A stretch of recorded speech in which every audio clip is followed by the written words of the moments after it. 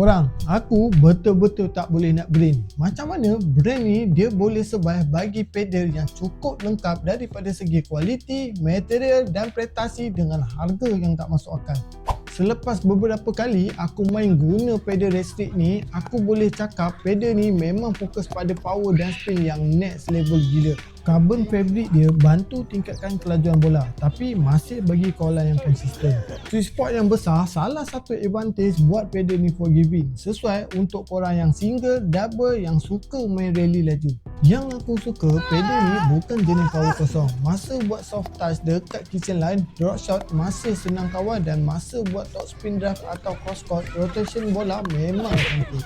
Bagi aku, pedal ni bukan sekadar cantik pada design semata-mata, tapi brand ni betul-betul study apa yang kebanyakan player nak. Kalau korang nak pedal yang agresif, laju dan senang adapt, Restrict ni memang pilihan paling tepat. Link aku sediakan di bawah. Terus check out, okay? Bye!